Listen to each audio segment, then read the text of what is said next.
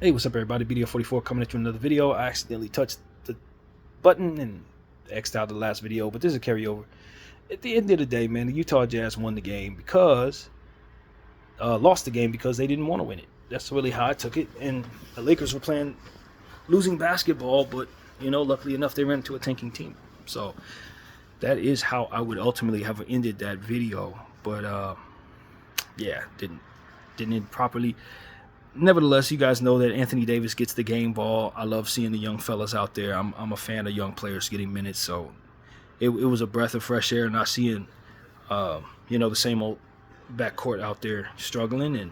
And I think we would be best for continuing to try to play these guys, man. To be honest with you, I think Jalen Hood-Schifino should be getting more and more minutes every night. I don't think we should just send him back to the G and call it a day. I think this should be how you raise his trade value in situations like this. Get him some minutes in the next game too, if you can. Austin, is out with a pelvic injury. If he wasn't ready tonight, I don't think he's gonna be ready tomorrow. So we could see more of the same tomorrow. But it's gonna be a different story because you're going up against Anthony Edwards, and they got a much better team over there in Minnesota, even though they're struggling too. They got some ex-Lakers that I'm sure are gonna want to beat us. Julius Randle, for example.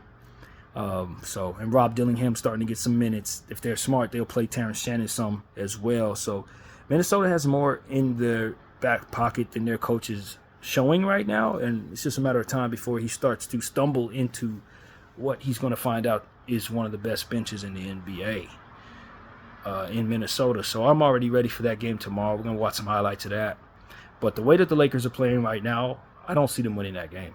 I'm just going to be honest with you. The Lakers are playing awful. We're so very happy that we ran into a tank squad tonight. I do not think you can win this game against most teams, and that's really what it comes down to. We did not shoot the ball even reasonable at all from the field or the three. It was bad. We'll take the win, but far be it for me to think that we did enough to actually win a game in the NBA. Not in real life. So that's what I have to say, man. The outcome is what you want, and Bron is going to be heralded as the game winner. And look at the stats and all this and that. But the man was awful in the fourth quarter. The entire fourth quarter, he was just shooting threes that he could not hit, and he had no conscience. And it really allowed the Jazz to be as close as they were, man. It allowed them to be as close as they were. And I think that there were other players down there who probably should have been taking those shots. And that's just kind of how this is going. JJ, I think, holds the philosophy that if you're not hitting shots, keep shooting.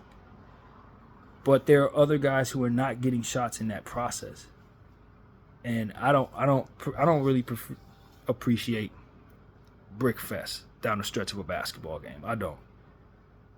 Let's look for something else. Do something else. If it ain't going, if you see you miss 3 shots in a row, go somewhere else. Don't keep shooting the same shot over and over again. Clanking. Like, that's all it was tonight in the fourth quarter. It was a real eyesore, and the Utah Jazz, they just did not want to win the basketball game. So that's pretty much what I have to say about that, man. I'm sorry the video didn't, go all the way through, but this is a 2-parter, and I appreciate everybody for rocking with me. But I'm out. I don't know. That was bad. Glad to have won, but it was bad. BDL44. I thank y'all for watching.